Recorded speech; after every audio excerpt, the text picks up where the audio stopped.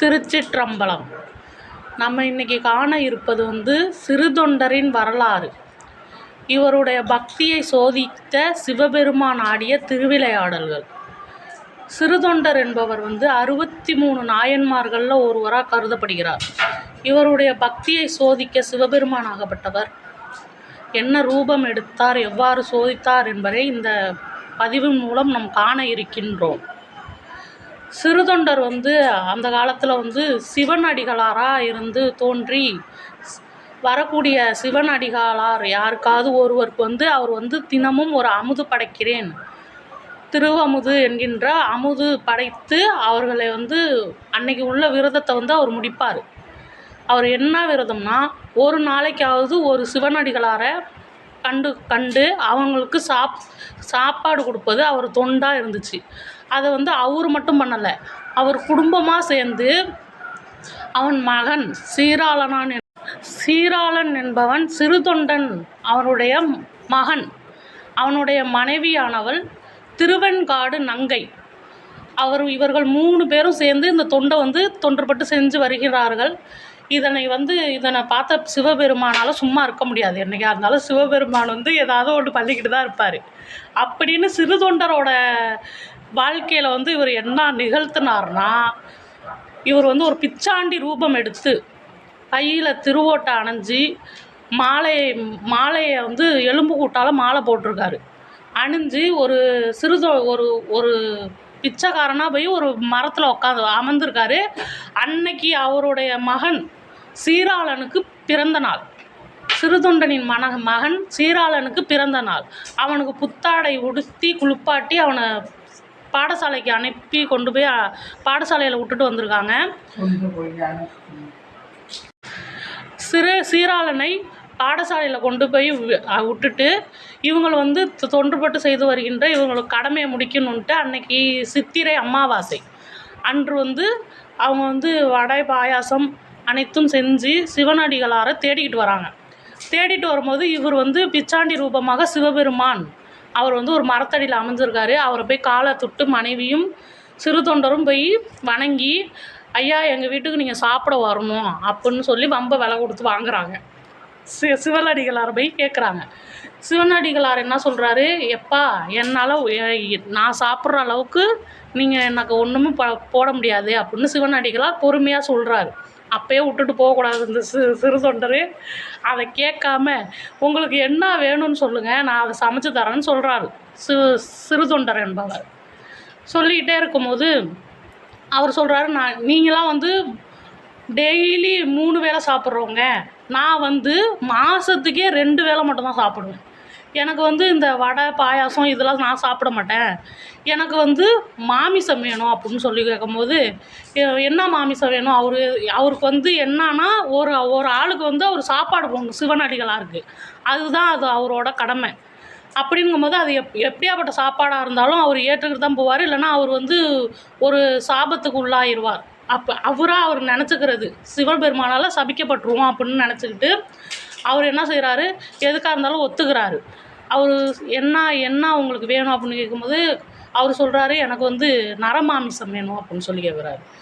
அவர் நரமாமிசம் வேணும்னு சொன்னாலும் அவர் எப்படியாப்பட்ட நரமாமிசம் வேணும்னு கேட்குறாருன்னா, சிவன் என்கின்ற பிச்சாண்டி ரூபத்தில் வந்திருக்கிறவர் என்ன கேட்குறாருன்னா, 5 வயது உட்பட்ட மகனாக இருக்கணும், ஒரு குளத்தில் ஒருத்தன் தான் பிறக்கணும், அவங்க வீட்டில் 2 பேர் அக்காவும் இருக்கக்கூடாது, தங்கச்சி இருக்கக்கூடாது, முன்னாடி பிறந்தவங்களும் இருக்கக்கூடாது, பின்னாடி பிறந்தவங்களும் இருக்கக்கூடாது, அவன் ஒருத்தன் தான் இருக்கணும், மூத்த பிள்ளையாக இருக்கணும் அப்படின்னு கேட்குறாரு. இவர் என்ன சிறுதொண்டருக்கு மறுக்க முடியல. அவருக்கு என்ன, தன் மகன் தான் நான் எம்ப குளத்துலேயே ஒருத்தவனாக இருக்கான், அப்படிங்கும்போது நம்ம அவனே சமைச்சிருவோம் அப்படின்னு மனைவிகிட்ட சொல்லும் போது அவர் மனைவியால் தாங்க முடியல, என் மகனை நான் எப்படி சமைக்கிறது அப்படின்னு சொல்லிட்டு கதறி அழுகிறான். சிறுதொண்டரின் மனைவி தன்னோட மகனோட இறப்பை தாங்க முடியாமல் அவள் கதறி அழுகுறாள். இப்படிலாம் செய்யணுமா அப்படி இப்படின்ட்டு அழுகுறா. அவள் ஒரு வகையில் அப்படியே பொறுத்துக்கிட்டு அந்த அம்மா ஒத்துக்கிடும்போது பையனை போய் அழைச்சிட்டு வராரு. சிறுதொண்டர் பாடசாலையிலேருந்து அழைச்சிட்டு வராரு. அந்த பையனுக்கும் தெரியும். அந்த பையன்கிட்ட சொல்லிட்டாரு, இந்த மாதிரி சிவனடிகளார் வந்திருக்காரு, அவர் இப்படி சாப்பாடு கேட்குறாரு அப்படின்னு சொல்லும்போது அந்த பையன் என்ன சொல்கிறான், தாராளமாக என்னை உணவிடுங்கப்பா அப்படின்னு சொல்கிறான். அதை ஒத்துக்கிட்டு இந்த இவங்க என்ன அவர் என்ன சொல்லியிருப்பார், இன்னொரு இது என்ன சொல்லியிருப்பார்னா, தன்னுடைய அம்மா மடியில் கடத்தி தன் அப்பங்கையால் அதை அந்த குழந்தைய கழுத்தை அறியணும் அப்படின்னு சொல்லி அவர் சொல்லியிருப்பார். அதன்படி அவரை கூட்டிகிட்டு அவருக்கு கொடுக்க வேண்டிய உணவு, பால் கொண்டு கொடுத்து அந்த அம்மா பிரிய மனம் இல்லாமல் தன் தூங்க வைக்கிறாங்க. மடியில் பாட்டு பாடி தாளாட்டி அந்த அம்மா மடியில் தூங்க வச்சு தன் அப்பா தாங்க முடியாத துக்கத்தில் அந்த கத்தியால் அறுத்து தன்னோட கடமையை முடிக்கணும் அப்படின்னு சொல்லிட்டு அந்த பையனை அங்கங்கமாக பிரித்து குழம்பு வைக்கிறாங்க. குழம்பு வச்சு சமைச்சி சிவன் அடிகளாருக்கு கொண்டு போய் போடுறாங்க. வாழை இலையை விரிக்கிறாங்க. விரித்து இது கால் பகுதி, இது தொடைப்பகுதி, இது ஈரல் பகுதி, இது வயிறு பகுதி, இது மார்பு பகுதி அப்படின்னு சொல்லி வைக்கிறாங்க. வச்சுக்கிட்டே இருக்கும்போது அவர் என்ன கேட்குறாரு, தலைப்பகுதி எங்கே அப்படின்னு கேட்குறாரு. தலைப்பகுதி வைக்கலையே, அது சமைக்கிற மரபு இல்லையே அப்படின்னு சொல்லி சிறு தொண்டர் சொல்கிறாரு. தலைப்பகுதி இருந்தால் தான் நான் சாப்பிடுவேன், இல்லைன்னா நான் வெளியில் போகிறேன் அப்படின்ட்டு அவர் சொல்கிறாரு. அந்த வீட்டில் வேலை பார்த்த பணிப்பெண் என்ன சொல்கிறாங்க, அந்த தலையை எடுத்து வச்சுருக்கேன் நான் அப்படின்னு சொல்லிட்டு சொல்லும்போது, அதை நீ எப்படி சமைக்கணும் அப்படின்னும் அந்த சிவபெருமான் சொல்கிறார். பிச்சாண்டி ரூபத்தில் வந்திருக்கிற சிவபெருமான் சொல்கிறார். என்ன சொல்கிறாருன்னா, அதை ரசமாக மண்டையை நல்லா உரலில் போட்டு உன் மனைவி இடிக்க வேண்டும், உன் மனைவி இடித்து ரசம் வைத்து எடுத்துகிட்டு வர வேண்டும் அப்படின்னு சொல்கிறாரு. அதன்படியாக அந்த மனைவி செய்கிறா. செஞ்சு ரசம் வச்சு எடுத்துகிட்டு கொடுக்குறார். அவர் என்ன சொல்கிறாரு, இன்னொரு வார்த்தை, நான் தனியாக சாப்பிட மாட்டேன், என் பக்கத்தில் நீனும் உட்காந்து சாப்பிட்ணுன்னு சிறு தொண்டரை கூப்பிடாரு. சிறு தொண்டர் நீ சாப்பிட்டாதான் நான் சாப்பிடுவேன் அப்படின்னு சொல்லி சிவனடிகளார் சொல்கிறாரு. பிச்சாண்டி ரூபத்தில் வந்தவர் சொல்கிறாரு. அவர் எப்படி மறுப்பு தெரிவிக்க முடியும்? ஆஹா, நம்ம சாப்பிட்லன்னா சாப்பிடாம போயிடுவாரோ என்னமோன்ட்டு அவரும் உட்காந்து இலைய போடுறாரு. அனைத்தும் அந்த மகனுடைய சதைகள் அனைத்தும் அங்கே கரியாக இருக்குது. அவர் அந்த இலையில உட்காந்துருக்காரு. துக்கம் தாங்க மாட்டாமல் உட்காந்துருக்கும் போது என்ன சொல்கிறார், நீ சாப்பிடு. இவர் என்ன நினச்சிக்கிட்டாரு, நம்ம சாப்பிட்டா தான் அவர் சாப்பிடுவார் அப்படிங்கிறனால இவர் போய் கையை வைக்க போகிறாரு. இலையில கையை வைக்க போகும்போது அவர் என்ன சொல்கிறாரு, நானே இன்னும் சாப்பிடல, நீ அதுக்குள்ளே போய் சாப்பிட போறியா அப்படின்ட்டு பிச்சாண்டியாக வந்தவர் கேட்குறாரு. அதுக்கு என்ன சொல்லிவிட்டு அவர் என்ன சொல்கிறாரு, உங்கள் வீட்டில் இன்னொரு பையன் இருக்கிறான்ல, 5 வயது குழந்தை, அவனை கொண்டு வா அப்படின்னு சொல்கிறாரு.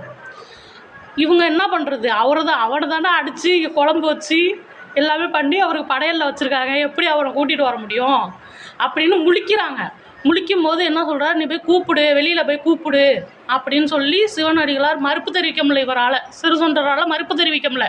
சரி, போய் 2 பேரும் போய் கூப்பிட்றாங்க. போய் சீராளன் வாசல் நின்று கூப்பிட்றாங்க. கூப்பிட்டுக்கிட்டே இருக்கும்போது இலையில் இருக்கிற ஒரு தொடைப்பகுதி, கால் பகுதி, மார்பு பகுதி, தலைப்பகுதி அனைத்தும் ஒன்று காண போகுது. இலை கொண்டு காண போகுது. வந்திருக்கிற பிச்சாண்டி ரூபத்தில் இருக்கும் சிவபெருமானும் காண போயிறார். அங்கே இருக்கிற சிறு தொண்டர் ஒரு குழந்தையாய் 5 வயது எப்படி இருந்தாரோ அதே மாதிரி அவங்க அப்பான்னு கட்டி பிடிக்கிறார் வாசல்லேருந்து சீராளன். வீட்டுக்குள்ளே பார்த்தா சிவபெருமானை காணும். அப்போ தெரிஞ்சுக்கிட்டாங்க சிவபெருமான் வந்திருக்கார் அப்படின்ட்டு. வீட்டுக்குள்ளே பார்த்துட்டு வெளியில் போனால் மேகத்தில் சிவபெருமானும் பார்வதி அம்மனும் மேலே காட்சி தராங்க. உங்களுடைய பக்தியை பாராட்டி நாங்கள் உங்களை கைலாயத்துக்கே அழைச்சிட்டு போயிடுறோம் அப்படின்னு சொல்லி சிறு தொண்டரை அவங்க கைலாயத்தில் அழைத்து கொண்டு போய் அவங்கள வச்சு அவங்க பக்தியை சோதித்து அவங்களுக்கு 63 நாயன்மார்களில் ஒருத்தவராக அவரை பாவித்து இப்போ மக்களுக்கு அருள் பாலித்து கொண்டிருக்கிறார். அவர்களுடைய பக்தி மாதிரி அனைவரும் பக்தியில் சிறந்து அனைவரும் இருப்போம். சிறுதொண்டர் மாதிரி நாமளும் சிவனை மட்டும் அன்றாட நினைத்து சிவனின் அருள் பெறுவோம். சிவனை நம்பினோர் கைவிடப்பட மாட்டார் என்றும் சிவன் நமக்கு ஒரு நல்ல நிலைமைக்கு தான் எடுத்துகிட்டு போவார். ஒரு விதத்தில் சோதிப்பார், நம்மளை ஆழமாக சோதிப்பார். அந்த சோதித்தாலும் நம்மளுக்கு ஒரு நல்ல ஒரு எதிர்காலமாக தான் அவர் உருவாக்கி தருவாரே ஒழிஞ்சி நம்ம சிவபெருமான் நம்மளை என்றைக்கும் ஆழ்குழியில் தள்ள மாட்டார். என்றோ ஒரு நாள் நல்லது நடக்கும். சிவபெருமானின் மேல் நம்பிக்கை வைத்து நாம் அனைவரும் அன்றாட வாழ்க்கையை செலுத்தி வருகிறோம். யூடியூப்பில் இருக்கும் எனது அன்பார்ந்த நெஞ்சங்களுக்கு என் இனிமையான வணக்கம். சாண்டி கிருஷ்ணா என்கின்ற யூடியூப் சேனலை அனைவரும் சப்ஸ்கிரைப் பண்ணுங்கள், லைக் பண்ணுங்கள், ஷேர் பண்ணுங்கள். நீங்கள் கொடுக்குற நம்பிக்கையில் தான், லைக் ஷேரில் தான் நாங்கள் வந்து மேலும் மேலும் வீடியோ போட எங்களுக்கு ஊக்கம் அளிக்கும்.